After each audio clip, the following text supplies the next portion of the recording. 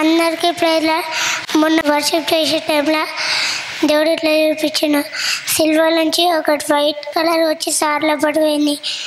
సార్ల పడి నుంచి అది జీజస్ మొత్తం అది తెల్లగా అయిపోయింది. తర్వాత అది జీజస్ మొత్తం నాశనం చేద్దామని దెయ్యాలను పంపించింది. దెయ్యాలను పంపిస్తే సార్ల పడి నుంచి ఒక తెల్ల చెయ్యి కాల్చుకుంటూ వచ్చి దెయ్యాలను అన్నిటినీ కాల్చేసింది. నేను ఫ్రైడే రోజు సిల్వర్ నుంచి తెల్ల అవి వెలుగు వచ్చి సార్లో పట్టుపోయింది. సిల్వ నుంచి తెల్ల వెలుగు వచ్చి బిషప్ గారు సార్ లోపలికి వెళ్ళింది. అది సార్ లోపల నుంచి జీజస్ మొత్తం అది మొత్తం తెల్లగా అయిపోయింది. సార్ లోపల నుంచి బయటకు వచ్చి జీసస్ వే అంతా తెల్లగా అయిపోయిందట. ఆ తర్వాత జీసస్ మొత్తం నాశనం చేద్దామని దెయ్యాలను పంపించిండు. జీసస్ వే మొత్తం నాశనం చేయాలని దయ్యాలను పంపించిందట. అది నేను చూసిన. నేను దయ్యాలను పంపించి సార్ లోపల నుంచి ఒక తెల్ల చెయ్యి వచ్చి మంటతో దెయ్యాలన్నిటినీ కాల్చేసింది సార్. హల్లెలూయా. సార్ బిషప్ గారు లోపల నుంచి ఒక తెల్ల చెయ్యి వచ్చి ఆ దయ్యాలను అన్నిటినీ కాలబెట్టేసిందట. ఈరోజు వర్షిప్ చేసే టైంలో మొత్తం అవి నిండిపోయారు, మనుషులతో మొత్తం నిండిపోయారు. ఆ తర్వాత సార్ లోపల నుంచి అవి తెల్ల వచ్చి అందరూ టంగ్స్లో మాట్లాడుతుంటే అప్పుడే అవి పాము రూపంలో దెయ్యాలన్నీ పాము రూపంలో వచ్చినాయి. అయితే సార్ లోపల నుంచి అవి 2 చేతులు వచ్చి వాటి అన్నిటిని పట్టుకొని కాల్ చేసినాయి. హల్లెలూయా. ఈరోజు వర్షిప్ చేస్తుంటే దేవుడు ఈయన ఇంత ఇన్ఫర్మేషన్ చెప్పిండు, అవన్నీ కరెక్ట్గా చెప్పు. సార్ లోపల నుంచి 2 చేతులు వచ్చినాయంట, కానీ ఈ ప్లేస్ అంతా నిండిపోయిందంట. కంప్లీట్గా వర్షిప్ చేస్తుంటే ఈ ప్లేస్ అంతా నిండిపోయిందనంట. నిండిపోయిన తర్వాత ఆ దయ్యాలు వచ్చినాయంట పాము రూపంలో. దయ్యాలు పాము రూపంలో వస్తే బిషప్ గారి చేతుల నుంచి సార్ చేతుల నుంచి 2 చేతులు బయటికి వచ్చి ఏమైనాయి, పాములను మొత్తం పట్టుకొని కాల్చేసినాయి. పాములను పట్టేసి కాల్చేసినాయంట. హల్లెలూయా. అసలు ఎంతమందికి అర్థమైంది ఇది? నేను మొన్న చెప్పిన వర్షిప్ చేస్తే దేవుని అగ్ని, దేవుని ఫైరు, దేవుని అద్భుతాలు, స్వస్థతలు, అభిషేకము, భాషలు, అవన్నీ ఏమేమో రకరకాల జరుగుతూ ఉంటాయి. ఈయనకు దేవుడు దర్శనం చూపించి మొత్తం ఫుల్ అగ్ని ఈడ తెల్లగా గ్లోరీ నిండిపోయితే దయ్యాలు పంపించి అవి దేవుని ఫైర్తోని మొత్తం నాశనం. హల్లెలూయా. Thank you Jesus. हम गाएंगे तेरे लिए, हम गाएंगे तेरे लिए, हम गाएंगे तेरे लिए, हम गाएंगे तेरे लिए. बोलो बोलो बोलो बोलो बोलो यीशु की जय जय जय जय जय. जिंदाबाद जिंदाबाद जिंदाबाद जिंदाबाद जिंदाबाद जिंदाबाद जिंदाबाद जिंदाबाद. आत्मा के संग, आत्मा के संग, आत्मा के संग तेरी जय जय का. दूत के संग, दूत के संग, दूत के संग तेरी जय जय का. आत्मा के संग, आत्मा के संग, आत्मा के संग तेरी जय जय का. दूत के संग, दूत के संग, दूत के संग तेरी जय जय का. हम लेकेंगे यीशु का नाम, हम लेकेंगे यीशु का नाम, हम लेकेंगे यीशु का नाम, हम लेकेंगे यीशु का नाम. हम गाएंगे तेरा लिए, हम गाएंगे तेरा लिए, हम गाएंगे तेरा लिए, हम गाएंगे तेरा लिए. बोलो बोलो बोलो बोलो बोलो यीशु की जय जय जय जय जय. जिंदाबाद జిందాబాద్ జిందాబాద్ జిందాబాద్ జిందాబాద్ జిందాబాద్ జిందాబాద్. హల్లెలూయా. అపోస్తుల కార్యాలు 2వ అధ్యాయం మనం మాట్లాడుకున్నాం కదా. అంత్య దినములలో ప్రవక్తల మీద, మమ్మీ డాడీ మీద, ఆంటీ అంకుల్ మీద, అందరి మీద దేవుని ఆత్మ రావడం అయిపోయింది. పిల్లల మీద కూడా వచ్చేసుడు స్టార్ట్ అయిపోయింది. అయిందా లేదా? దాని అర్థం ఏంటి? End time revival, end days, దేవుని రాకడ ముందు ఇవి జరుగుతుందని. అవునా? ఇప్పుడు త్వరలో వస్తుంటే సాతానుడు ఏం చేస్తాడు? మాట్లాడుకో మంచి మాట్లాడుతూ టంగ్స్ మాట్లాడుకోరు అంటాడా?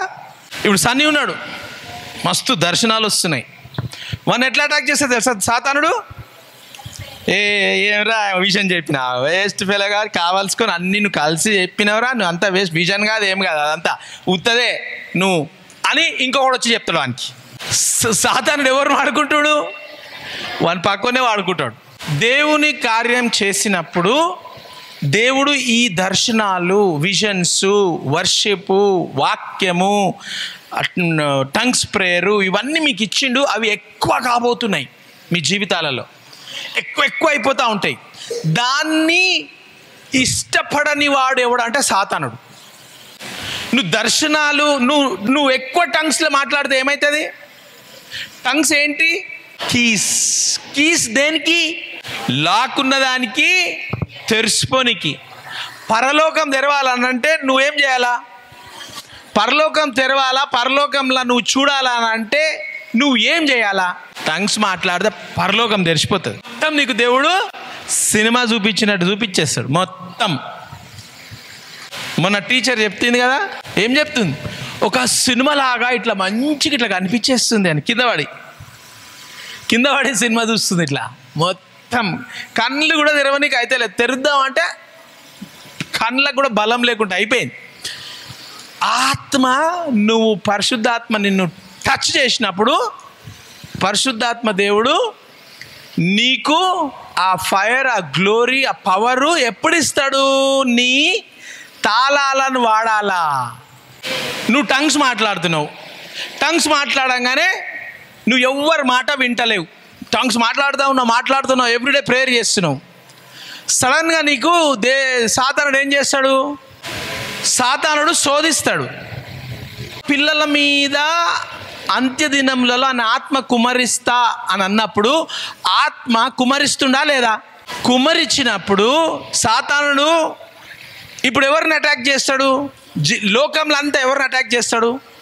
2020కి ముందు మీకు ఫోన్స్ లేవు, ఉంటే చిన్న డబ్బా ఫోన్ ఉన్నది, లేదంటే ఒకటే ఫోన్ ఉన్నది, అది దొరకకపోతుండే. 2020 తర్వాత మీరు ఫోన్స్, యూట్యూబ్స్, అవి ఇవి అన్నీ, దాని ద్వారా మీ జీవితం ఎట్లా మారిందా లేదా?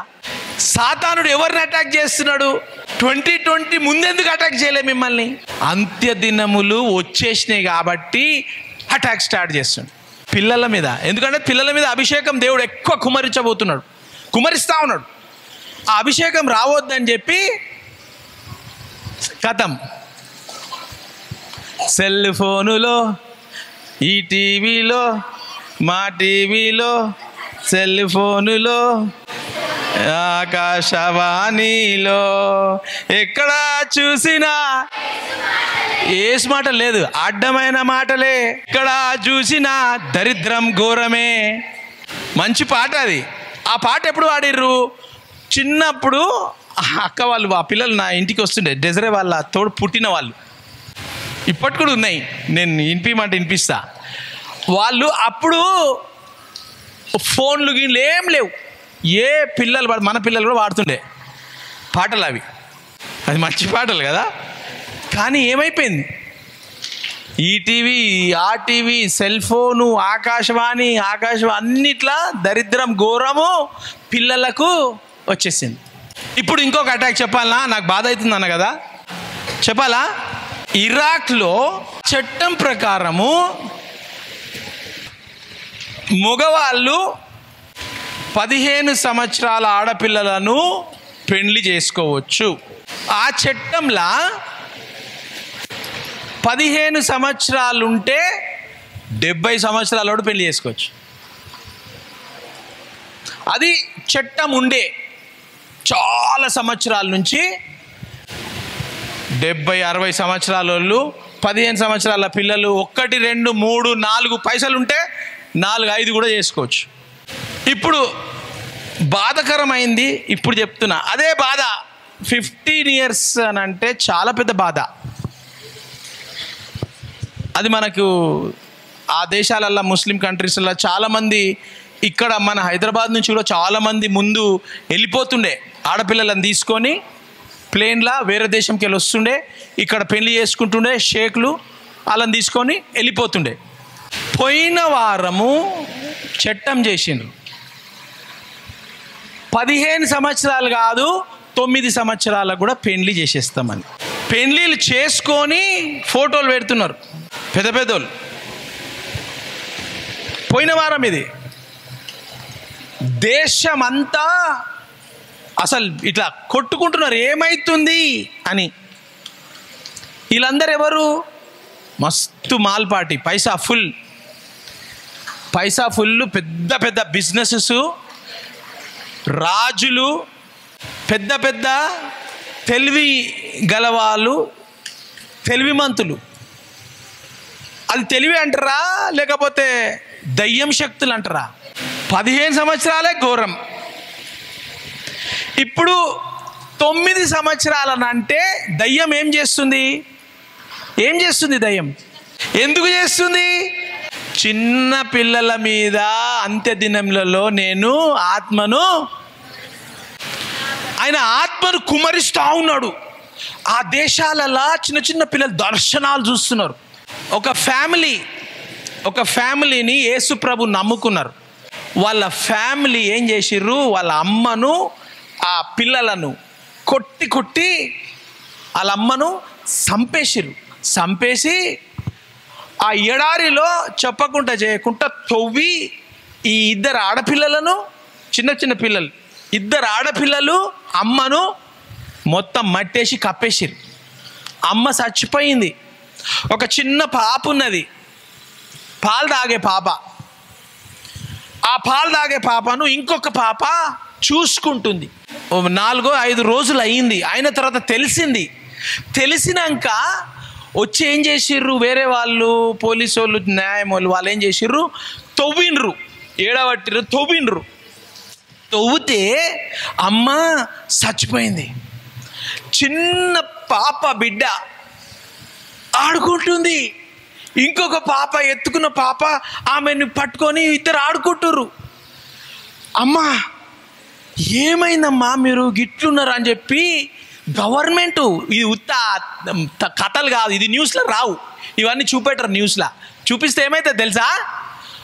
ఆత్మ పడిపోతుంది. అంత్య దినములలో మొత్తం దేశం మారిపోతుంది. ఆ పాపను అడిగితే ఆ 2 పిల్లలు ఏమంటారు తెలుసా? మేము మట్టిలో ఉన్న సంగతి తెలియదు, మా మమ్మీ ఆడ పండుకున్నది, మాకు ఒక ఆయన రోజు వచ్చి తెల్లగా పాపకు తాగిపిచ్చిపోతుండే, అందుకే మేము ఇంత మంచిగా ఉన్నాము అని చెప్పి సాక్ష్యం ఇచ్చింది ఆ పిల్ల. అది వైరల్ అయింది కంప్లీట్గా. ఇరాన్ దేశంలో, ఇరాక్ దేశంలో ఉజ్జీవం రగిలిపోతుంది.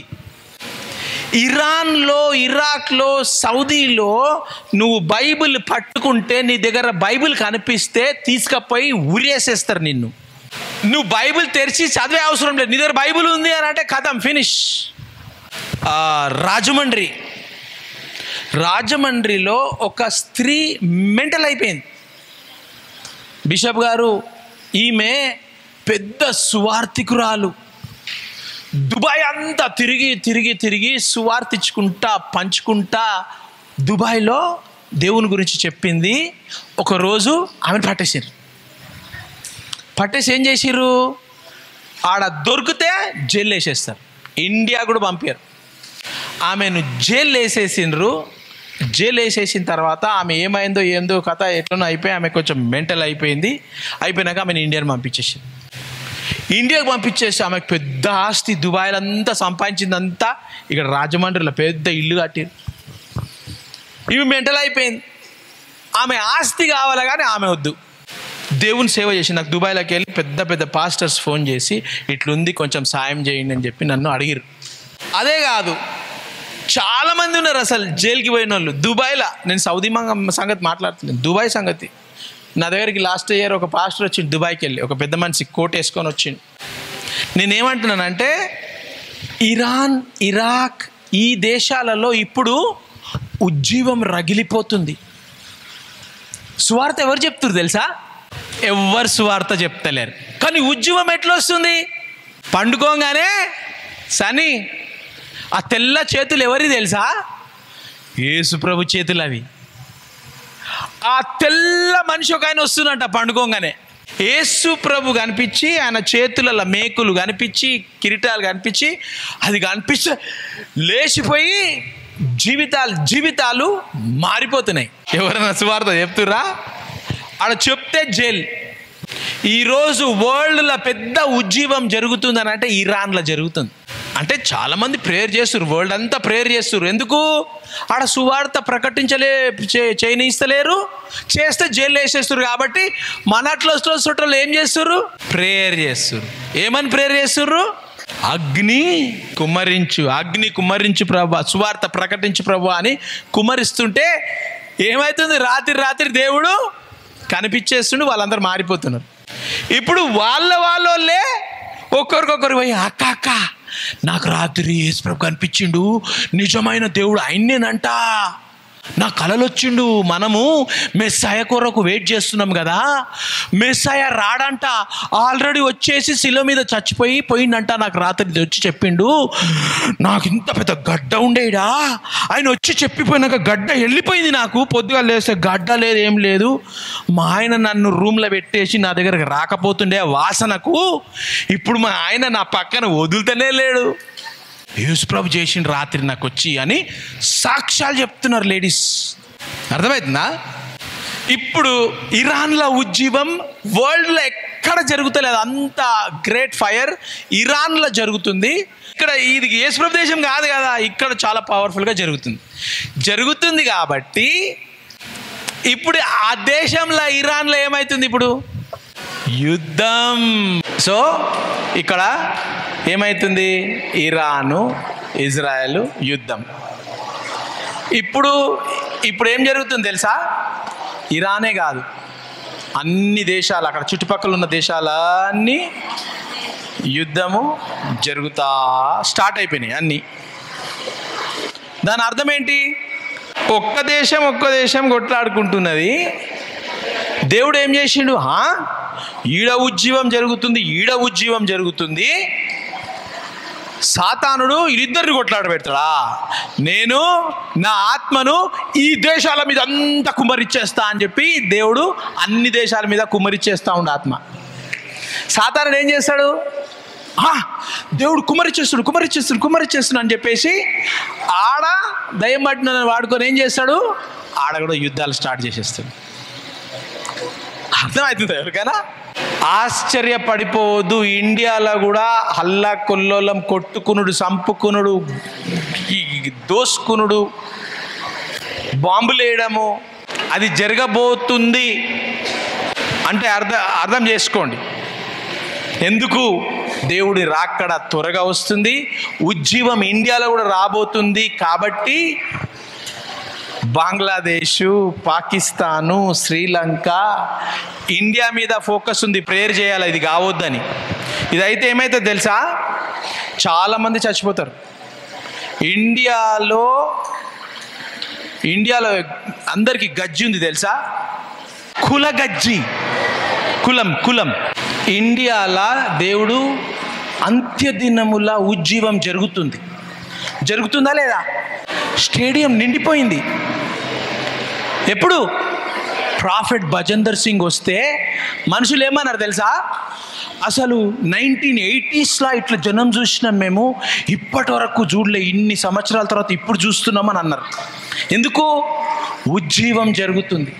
పంజాబ్లో అందరు చిక్కులోళ్ళు అందరు సాక్ష్యాలు చెప్తుర్రు డ్యాన్స్ ఆడుకుంటా స్టేజ్ మీద, లక్షల మంది. ఒక్కొక్క చర్చికి మినిమం 2-3 లక్షల మెంబర్స్. పంజాబ్లా ఉజ్జీవం జరుగుతుంది భారతదేశంలో. ఈ భారతదేశంలో ఉజ్జీవం జరుగుతుంది కాబట్టి సాతానుడు ఏం చేస్తాడు తెలుసా? దేంతో భారతదేశంని మనుషులను చంపేయాలని చూస్తాడు తెలుసా? ఈ కుల గజ్జితోని చంపేయాలని చూస్తాడు. జాగ్రత్తగా ఉండండి. అది కావద్దు. అది మేబీ కులంతో కావచ్చు, రిజర్వేషన్తో కావచ్చు, మతంతో కావచ్చు. మనం ప్రార్థన చేయాలా మనుషులు చచ్చిపోకుండా. ఉజ్జీవంలో సాతానుడు అటాక్ చేస్తాడు మనుషులను తొందర చంపేయాలని. తొందర చచ్చిపోతే నరకం పోతారు, చచ్చిపోకపోతే దేవుని ఆత్మ కుమ్మరించబడి రక్షణ పొందుతారు. ఎట్లా? మీరు ఫైర్గా నాకు దర్శనం వచ్చిందని పోయి సన్ని పోయి ఆ రోడ్డు మీద పోయటానికి అన్న దేవుడికి చూపిస్తున్నాడు అని అంటే ఆయన నమ్ముకుంటారా లేదా? ఆ అంత్యదిన ఉజ్జీవము మీ ద్వారా జరగబోతుంది. మీరు రెడీగా రిసీవ్ చేసుకోండి.